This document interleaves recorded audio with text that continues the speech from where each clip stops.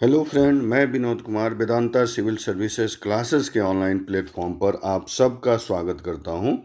मैं इस सेशन में चला रहा हूं आधुनिक भारत के इतिहास का एमसीक्यू, जो आने वाले एग्ज़ाम के लिए, वनडे एग्ज़ाम के लिए बहुत इम्पोर्टेंट है। और उस एग्ज़ाम के पॉइंट ऑफ व्यू से हम लोग देख रहे हैं कि कौन कौन सेक्शन से, आधुनिक भारत के कौन से सेक्शन से कौन से प्रश्न ज़्यादा इम्पोर्टेंट हैं, उनको हम लोग देखने की कोशिश कर रहे हैं और समझने की कोशिश कर रहे हैं। आप BPS 67 BPSC दे रहे हैं या 68 की तैयारी कर रहे हैं, उसके अलावा CDP दे रहे हैं या SI दे रहे हैं, इन सब के लिए काफ़ी इम्पोर्टेंट है। और आप देखिएगा कि BPSC में किस तरह के प्रश्न पूछे जा रहे हैं, इसका व्याख्या सहित इसका एनालिसिस मैं कर रहा हूँ, व्याख्या कर रहा हूँ, ताकि इससे रिलेटेड ये प्रश्न तो इम्पोर्टेंट हैं ही, और इससे रिलेटेड जितने प्रश्न बन सकते हैं वो भी कितने इम्पोर्टेंट हो सकते हैं, इसको हम लोग देख रहे हैं, समझ रहे हैं। और आपसे मेरी गुजारिश है कि आप इस चैनल को पे नए हैं तो इस चैनल को सब्सक्राइब ज़रूर करें, और आपको अच्छा लगे तो इसको लाइक शेयर ज़रूर करें। चलिए, ये सेक्शन है आधुनिक भारत के इतिहास से विविध प्रश्नों का मैं एनालिसिस करूंगा, यानी बहुत सारे जितने चैप्टर्स हैं उन चैप्टर से अलग नेचर में प्रश्न कैसे पूछे गए हैं, उन प्रश्नों का एनालिसिस हम लोग करेंगे और यहाँ देखने की कोशिश करेंगे। ये सारे प्रश्न काफ़ी आपके एग्ज़ाम के पॉइंट ऑफ व्यू से इम्पोर्टेंट है। चलिए, आइए स्टार्ट करते हैं विविध सेक्शन से। पहला प्रश्न है, बनारस हिंदू विश्वविद्यालय के संस्थापक कौन थे? ऑप्शन है लोकमान्य तिलक, मदन मोहन मालवीय, बिपिन चंद्र पाल, राजा राम मोहन राय, उपयुक्त में से कोई नहीं और एक से अधिक। तो आप सबको पता है कि बनारस हिंदू विश्वविद्यालय के संस्थापक जो थे ये मदन मोहन मालवीय थे। बनारस हिंदू विश्वविद्यालय के संस्थापक कौन थे, अगर आपसे पूछा जा रहा है बनारस हिंदू विश्वविद्यालय के संस्थापक कौन थे, तो आप मदन मोहन मालवीय पे जाएंगे। और मदन मोहन मालवीय ने इसकी स्थापना 1916 ईस्वी में की। आपको ध्यान रखना चाहिए कि इसकी स्थापना कब की, 1916 ईस्वी में मदन मोहन मालवीय जी ने इसकी स्थापना की। चलिए, नेक्स्ट प्रश्न की तरफ बढ़ते हैं। नेक्स्ट प्रश्न है यहाँ पर, अलीगढ़ आंदोलन प्रारंभ किया गया था। अलीगढ़ आंदोलन प्रारंभ किया गया था किसके रीजन में? ऑप्शन है मोहम्मद अली जिन्ना, सर सैयद अहमद खान, नेक्स्ट है डॉक्टर जाकिर हुसैन द्वारा, सर मोहम्मद इकबाल द्वारा, उपयुक्त में से कोई नहीं। तो आप सबको पता है कि अलीगढ़ आंदोलन आरंभ जो किया गया था ये सर सैयद अहमद खान के द्वारा। अलीगढ़ आंदोलन कब किसके द्वारा स्टार्ट किया गया? सर सैयद अहमद खान के द्वारा, ध्यान रखेंगे। नेक्स्ट प्रश्न है, भारत में सर्वोदय नेता, भारत में सर्वोदय नेता लोकमान्य जयप्रकाश नारायण का जीवन काल है, यानी लोकमान्य तिलक लोकमान्य के नाम से प्रसिद्ध हैं जयप्रकाश नारायण, इनकी जीवन काल पूछी जा रही है। तो आप सबको पता है कि लोकमान्य जयप्रकाश नारायण का जन्म जो था यह 11 अक्टूबर 1900 आपको पता है 11 अक्टूबर 1902 ईस्वी में इनका लोकमान्य जयप्रकाश नारायण का जन्म हुआ था। कहाँ पे? ये सिताब दियरा में, जगह का नाम है सिताब दियरा। बार बार प्रश्न पूछा जाता है कि जयप्रकाश नारायण का जन्म कहाँ हुआ था, तो आप ध्यान रखेंगे सिताब दियरा में इनका जन्म हुआ था।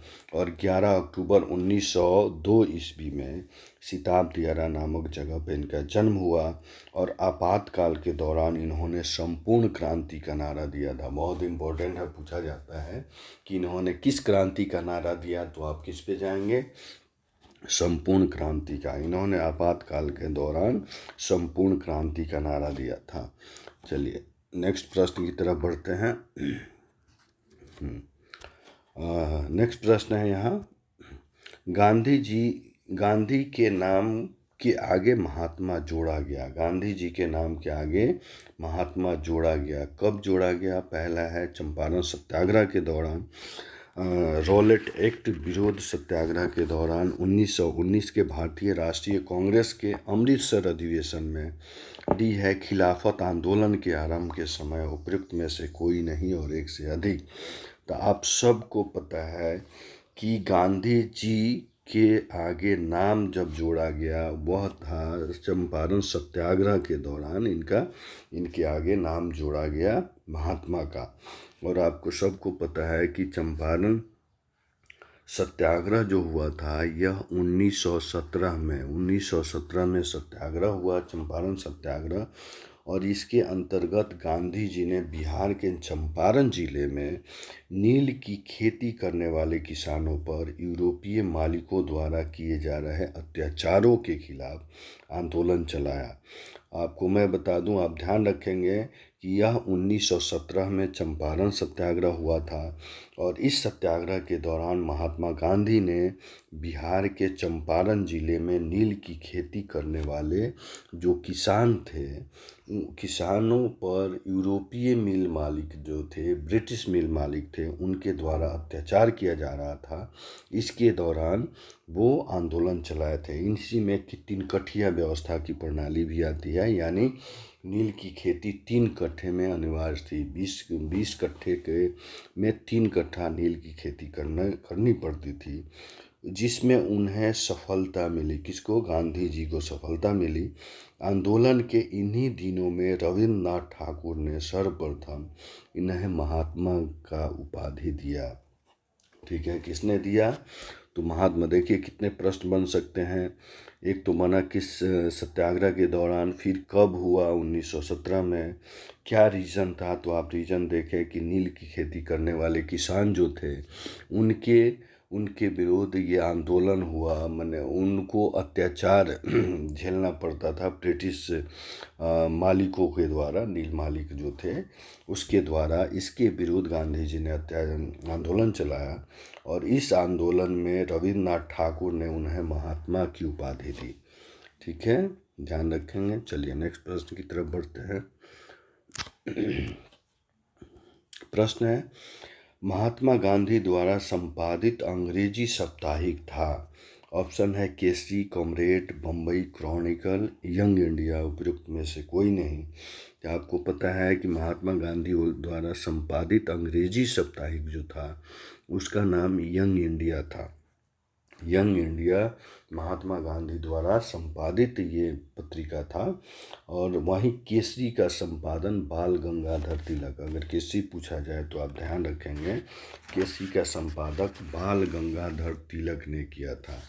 ठीक है, नेक्स्ट प्रश्न है, बिहार में ब्रिटिश भारतीय प्रांत किस वर्ष बना था? ठीक है, बिहार एक ब्रिटिश प्रांतीय प्रश्न पूछा है, ध्यान से सुनेंगे। बिहार एक ब्रिटिश भारतीय प्रांत किस वर्ष बना था?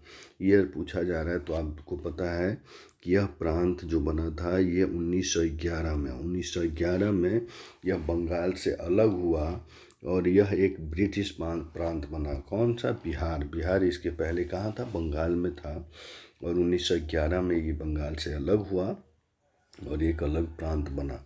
नेक्स्ट प्रश्न है,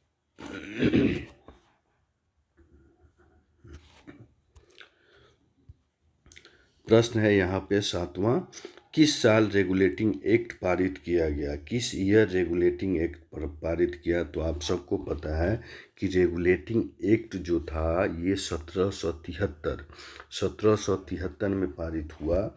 और इस रेगुलेटिंग एक्ट के पारित होने का रीज़न जो था, ब्रिटिश सरकार ने कंपनी में व्याप्त भ्रष्टाचार एवं कुप्रशासन को दूर करने के लिए यह 1773 का रेगुलेटिंग एक्ट पारित किया, ये लाया। आपको मैं फिर बता दूं, ध्यान रखेंगे। ब्रिटिश सरकार जो थी, कंपनी में बहुत सारे लोग भ्रष्ट हो गए थे और कुशासन व्याप्त हो गया था, कुप्रथाएं, कुशासन आ गया था। इसको दूर करने के लिए ब्रिटिश गवर्नमेंट ने 1773 का रेगुलेटिंग एक्ट लाया। और आप सबको पता है कि इसी रेगुलेटिंग एक्ट के तहत मद्रास मुंबई प्रेसिडेंसी को कोलकाता प्रेसिडेंसी से अलग के अधीन कर दिया गया। मद्रास और मुंबई प्रेसिडेंसी प्रेसिडेंसी जो थे ये पहले अलग थे, लेकिन इसी रेगुलेटिंग एक्ट के तहत ये कोलकाता प्रेसिडेंसी में इनको शामिल कर लिया गया। कब? 1773 रेगुलेटिंग एक्ट में। नेक्स्ट प्रश्न है, भारत में मीडिया को नियंत्रित करने के लिए एक्ट कब पारित किए गए? मीडिया को नियंत्रित करने के लिए एक्ट कब पारित किए गए? तो आप ध्यान रखेंगे ये ब्रिटिश गवर्नमेंट के द्वारा ये सब एक्ट पारित किए जा रहे थे। और उसी में देखेंगे कि आपको पता है कि 1935 में देखा जाए, 1935 में रजिस्ट्रेशन ऑफ प्रेस एक्ट आया था। ध्यान रखेंगे 1935 में रजिस्ट्रेशन, अर्थात अब देखा जाए 1935 की बात अगर की जाए तो यहाँ रजिस्ट्रेशन ऑफ प्रेस एक्ट आया।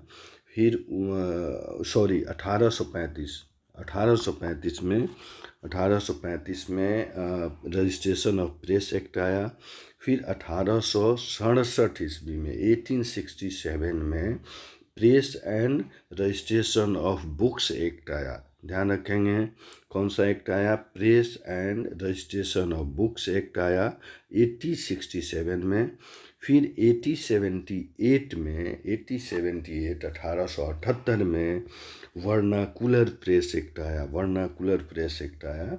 फिर आप देखेंगे 1908 यानी 1908 ईस्वी में न्यूज़पेपर इंसेंटिमेंट ऑफेंस एक्ट आया। कब आया? ये 1908 ईस्वी में। और ये सारे एक्ट जो थे यह मीडिया पर नियंत्रित करने के लिए पारित किए गए थे, बनाए गए थे। किसके द्वारा? ब्रिटिश गवर्नमेंट के द्वारा।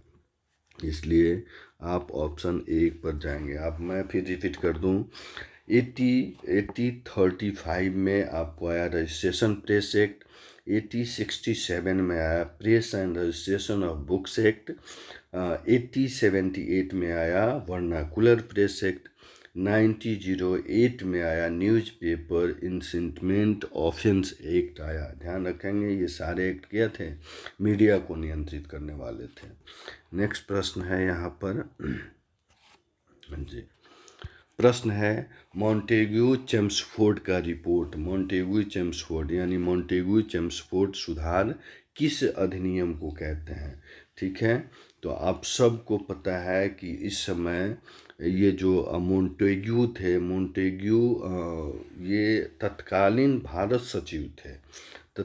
भारत सचिव मॉन्टेग्यू थे और वायसराय लॉर्ड चेम्सफोर्ड थे। इन्हीं दोनों के नाम पर यह भारत परिषद अधिनियम 1999 का आधार बना, यानी 1919 का जो भारत परिषद अधिनियम था यही मॉन्टेग्यू चेम्सफोर्ड रिपोर्ट का आधार बना। अर्थात देखेंगे इसमें 2 लोग थे। ये मॉन्टेग्यू पूरा नाम था एडविन मॉन्टेग्यू तत्कालीन भारत सचिव थे और वायसराय लॉर्ड चेम्सफोर्ड थे। दोनों के नाम पर ये भारत परिषद अधिनियम 1919 बना और ये आधार इस रिपोर्ट का बना। ठीक है, नेक्स्ट प्रश्न है नागरिक सेवाओं के लिए प्रतियोगी परीक्षा प्रणाली को सिद्धांततः स्वीकार किया गया। नागरिक सेवा की बात कही जा रही है। नागरिक सेवा में यानी सिविल सर्विसेज में कब से प्रतियोगिता प्रणाली की जो पद्धति थी इसको स्वीकार किया गया, इसकी बात पूछी जा रही है। तो आप सबको पता है कि 1853 ईस्वी में 1853 बिल्कुल सही जी। यहाँ देखिए 1953 आ गया है, 80 यहाँ पे होना चाहिए। देखिए अगर ये नहीं है 1853 होना चाहिए। 1853 ईस्वी में एक चार्टर एक्ट आया जिसमें नागरिक सेवाओं में प्रतियोगिता प्रणाली को स्वीकार किया गया। 1853 ईस्वी में आप ध्यान रखेंगे। अर्थात अब देखेंगे कि 1853 ईस्वी में एक एक्ट आया जिसके तहत नागरिक सेवाओं में प्रतियोगिता परीक्षाएं लेनी जाने लगी। तो 1873 नहीं है, तो आप किस पे? ई ऑप्शन पे जाएंगे। ई ऑप्शन सही करेक्ट आंसर होगा। चलिए नेक्स्ट प्रश्न है यहाँ पर। प्रश्न है भारत सरकार अधिनियम 1935 ने समाप्त किया। भारत सरकार अधिनियम 1935 के तहत कौन सी चीज़ें समाप्त कर दी गई? पहला है प्रांतीय स्वायत्तता, प्रांतीय द्वैध शासन व्यवस्था, भारत की संघीय संरचना, जिम्मेदार केंद्रीय सरकार, उपयुक्त में से कोई नहीं और एक से अधिक। आप सबको पता है कि 1935 का अधिनियम जो था, यह भारत सरकार अधिनियम के नाम से इसको जानते हैं। भारत सरकार अधिनियम 1935 के तहत प्रांतों को दोहरे शासन के स्थान पर स्वायत्त शासन मिला, यानी प्रांत में दोहरे शासन, द्वैध शासन समाप्त करके वहाँ स्वायत्त शासन की स्थापना की गई तथा आरक्षित एवं हस्तांतरित विषय जो थे इसमें भेद समाप्त हो गया। पहले आरक्षित और हस्तांतरित विषय अलग अलग होते थे, इस अधिनियम के तहत ये दोनों समाप्त कर दिए गए और प्रांतीय शासन में द्वैध शासन व्यवस्था जो थी इसको समाप्त कर दिया गया और इसके जगह पर स्वायत्त शासन की व्यवस्था आई। चलिए नेक्स्ट प्रश्न है new lamps of old lake श्रृंखला जो 1893-94 ईस्वी में सर्वहारा वर्ग के साथ संपर्क से बाहर होने के लिए कांग्रेस की आलोचना की गई थी। इन लेखों का लेखक कौन था? इन लेखों का लेखक कौन था पूछा जा रहा है। ऑप्शन है Arvind Ghosh, A O. Hume, J V. Gokhale, G V. Tilak, उपयुक्त में से कोई नहीं। तो आप सबको पता है कि अरविंद घोष जो थे ये गरम दल के नेता थे और इन्होंने वंदे मातरम पत्र का प्रकाशन किया था। ठीक है, वंदे मातरम पत्र का प्रकाशन अरविंद घोष ने किया था, इसलिए इस प्रश्न का आंसर होगा ये अरविंद घोष। और इसका मैं देखिए थोड़ा एक्स्ट्रा इन्फॉर्मेशन दे दूं। पहला इन्फॉर्मेशन है कि अरविंद घोष एक गरम दल के नेता थे।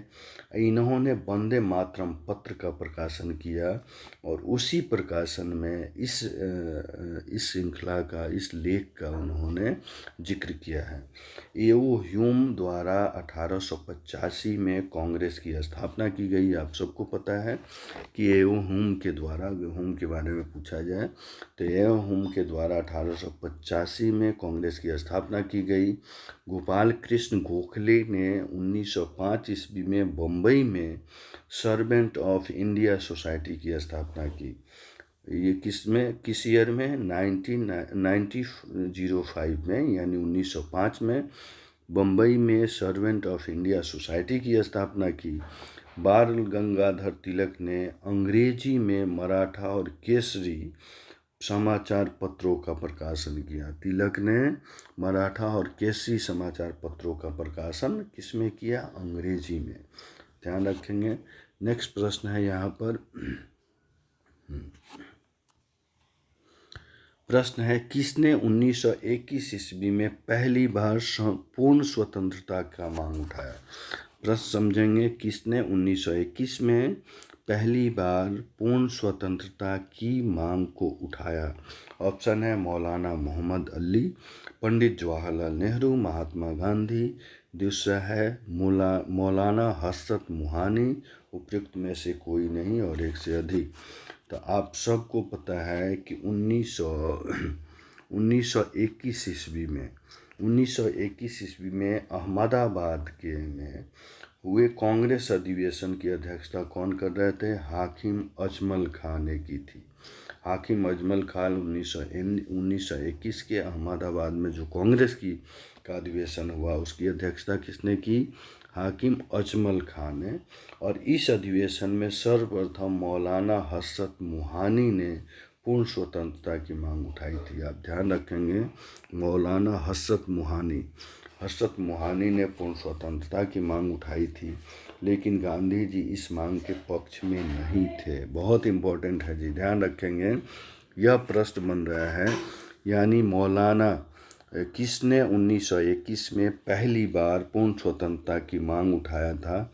तो आपको ध्यान रखना है कि 1921 में जो अहमदाबाद में कांग्रेस का अधिवेशन हुआ, उस अधिवेशन की अध्यक्षता उस अधिवेशन जो अहमदाबाद में अधिवेशन हुआ, अधिवेशन की अध्यक्ष था अजमल हाकिम अजमल खां ने किया। और इसी अधिवेशन में पहली बार मौलाना हजरत मोहानी जो है यह पूर्ण स्वतंत्रता की मांग उठाई, जिसको गांधी जी ने मना कर दिया। गांधी जी इसके पक्ष में नहीं थे, ध्यान रखेंगे। चलिए नेक्स्ट प्रश्न है, भारत की कम्युनिस्ट पार्टी और राष्ट्रीय स्वयंसेवक संघ की स्थापना के क्रमशः सबसे करीबी वर्ष पहचानिए। देखिए करीबी वर्ष यहाँ पहचानना है तो आपको पता है, आप देखेंगे, ध्यान रखेंगे कि भारत की कम्युनिस्ट पार्टी और राष्ट्रीय स्वयंसेवक संघ की स्थापना जो थी यह क्रमशः अगर देखा जाए 1928 ईस्वी में अगर चर्चा की जाए, 1928 ईस्वी में कानपुर और नागपुर में हुआ था। कानपुर और नागपुर में 1928 ईस्वी में हुआ था। तो आप इस पे आप देखेंगे कि ये करीबी 1925 1928 ईस्वी तो है ही, तो आप किस पे जाएंगे, 1928 ईस्वी पे जाएंगे, सी ऑप्शन पे। कहाँ पे हुआ था ये, कानपुर और नागपुर में, दो चीज़ याद रखेंगे। चलिए नेक्स्ट प्रश्न है प्रश्न है यहाँ, कैथरीन मिया, एडल्स हक्सेल, चार्ल्स एड्ज्वूड और विलियम डिग्वी के बीच आम रिश्ता क्या था?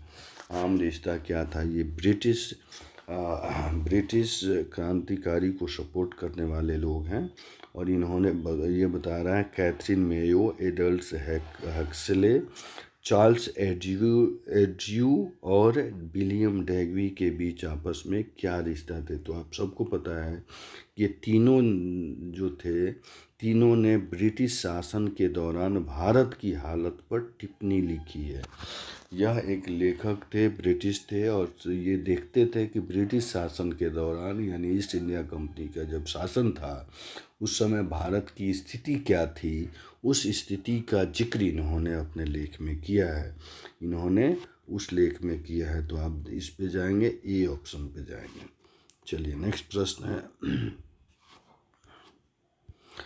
है निम्नलिखित में कौन सी पुस्तक तिलक ने लिखी है? निम्नलिखित में कौन सी पुस्तक तिलक ने लिखी है?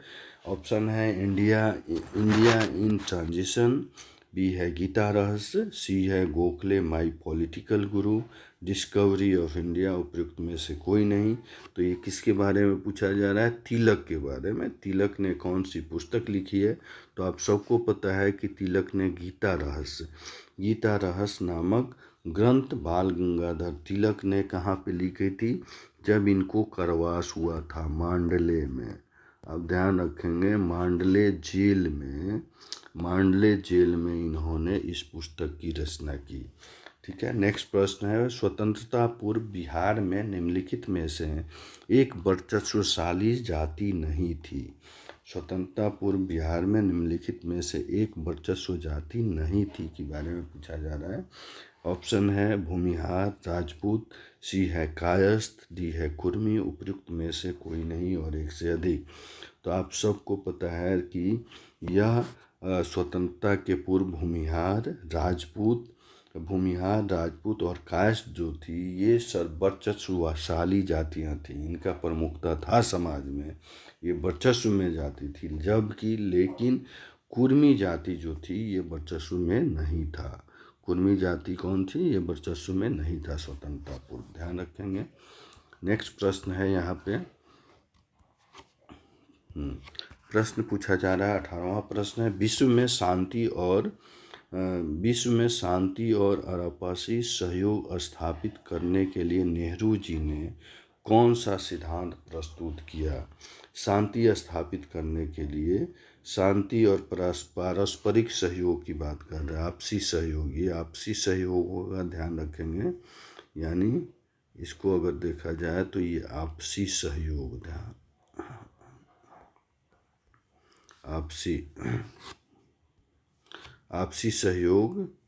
आपसी सहयोग यानी विश्व में शांति और आपसी सहयोग स्थापित करने के लिए नेहरू जी ने कौन सा सिद्धांत प्रस्तुत किया? तो आप सबको पता है कि आपसी सहयोग स्थापित करने के लिए नेहरू जी ने गुटनिरपेक्षता का सिद्धांत प्रतिपादित किया। और यह सिद्धांत शीत युद्ध काल में, यानी शीत युद्ध काल जो चल रहा था उसमें विश्व स्तर पर शांति और पारस्परिक सहयोग की स्थापना करने के लिए भारत के प्रथम प्रधानमंत्री जवाहरलाल नेहरू जो थे, ये गुटनिरपेक्षता का सिद्धांत इन्होंने प्रतिपादित किया, गुटनिरपेक्षता का सिद्धांत प्रस्तुत किया। ठीक है, चलिए नेक्स्ट प्रश्न है, राजेंद्र प्रसाद कहाँ के रहने वाले थे? तो आप सबको पता है राजेंद्र प्रसाद मूलतः बिहार के निवासी थे, बिहार के सारण जिले के निवासी थे। नेक्स्ट प्रश्न है यहाँ पर, जगत नारायण लाल को किस जेल में भेजा गया? जगत नारायण लाल यानी स्वतंत्रता आंदोलन के दौरान जगत नारायण लाल को कहाँ भेजा गया? तो आप सबको पता है कि इनको हजारीबाग जेल में भेजा गया था। नेक्स्ट प्रश्न है, अगस्त 1923 में बनारस हिंदू महासभा के अधिवेशन की अध्यक्षता किसने की थी? अब ध्यान रखेंगे ये डेट कब का है, 1923 में बनारस हिंदू महासभा की स्थापना हिंदू महासभा के अधिवेशन की अध्यक्षता किसके द्वारा की गई थी? तो आप ध्यान रखेंगे ये पंडित मदन मोहन मालवीय। 1923 में जो बनारस हिंदू महासभा का अधिवेशन हुआ था उसकी अध्यक्षता कौन कर रहे थे? पंडित मदन मोहन मालवीय। और पंडित मोहन मालवीय द्वारा इसकी अध्यक्षता की गई थी। ठीक है, चलिए नेक्स्ट प्रश्न है, बहुत इम्पोर्टेंट प्रश्न है जी, पुनः वेदों की ओर चलो, यह नारा किसने दिया था? पुनः वेदों की ओर चलो। तो आप सबको पता है कि दयानंद सरस्वती ने यह नारा दिया था। यह नारा दिया था स्वामी दयानंद सरस्वती, जिनको आधुनिक भारत के महान चिंतक एवं समाज सुधारक के नाम से जानते हैं। आधुनिक भारत के, मैं फिर रिपीट करूं कि आधुनिक भारत के महान चिंतक और स्वतंत्र समाज सुधारक के नाम से स्वामी दयानंद सरस्वती को जाना जाता है। और इन्होंने ही 1875 ईस्वी में, ठीक है ध्यान रखेंगे, 1875 ईस्वी में आर्य समाज की स्थापना की। और इन्होंने वेदों की जो सत्ता थी उसको सर्वोपरि माना। और वही नारा दिए, देख रहे थे कि समाज में बहुत सारी बुराइयां फैली हुई हैं, इसलिए इन्होंने ये नारा दिया कि पुनः वेदों की ओर लौटो, यानी वेदों की ओर चलो। चलिए नेक्स्ट प्रश्न है, पिट्स इंडिया एक्ट ब्रिटिश संसद द्वारा कब पारित किया गया था? पिट्स इंडिया एक्ट ब्रिटिश संसद द्वारा कब पारित किया गया था? तो आप सबको पता है कि यह एक्ट जो था 1784 ईस्वी में पारित किया गया था। 1784 ईस्वी में बोर्ड ऑफ कंट्रोल की स्थापना के लिए, ये बोर्ड ऑफ कंट्रोल की स्थापना हो रही थी, उसके लिए ये 1784 में ब्रिटिश संसद ने पिट्स इंडिया एक्ट पारित किया। किसकी स्थापना के लिए? बोर्ड ऑफ कंट्रोल की स्थापना के लिए, ध्यान रखेंगे। नेक्स्ट प्रश्न है, यहाँ पर प्रश्न पूछा जा रहा है, ब्रिटेन के राजा ने 1765 में एक फरमान द्वारा बंगाल, बिहार, उड़ीसा की दीवानी ईस्ट इंडिया कंपनी को कितने रुपए में दी? 1765, ब्रिटेन के राजा ने 1765 ईस्वी में एक फरमान के द्वारा, पूछा जा रहा है, बंगाल, बिहार, उड़ीसा की दीवानी ईस्ट इंडिया कंपनी को कितने रुपए में दी?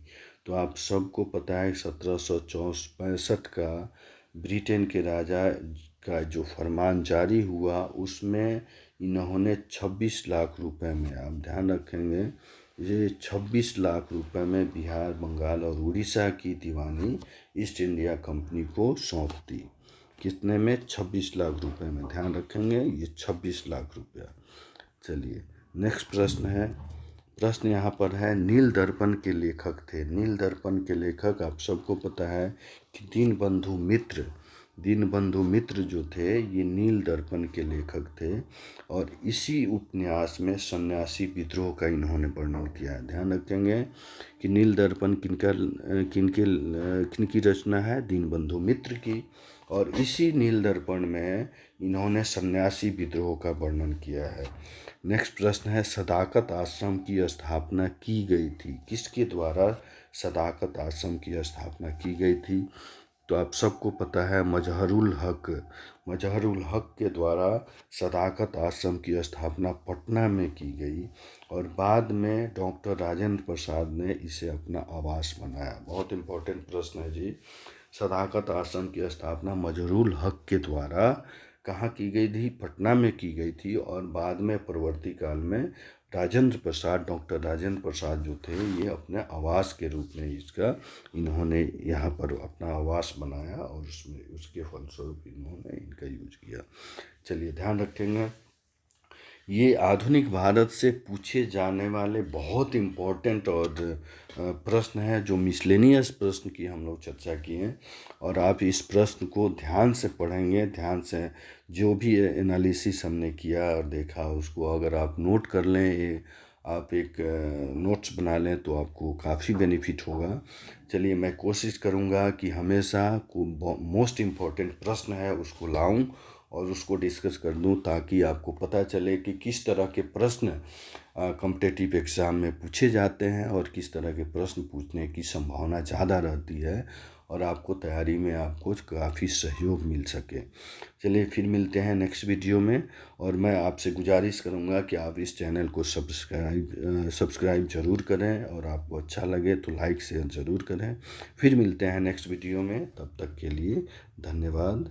Thank you.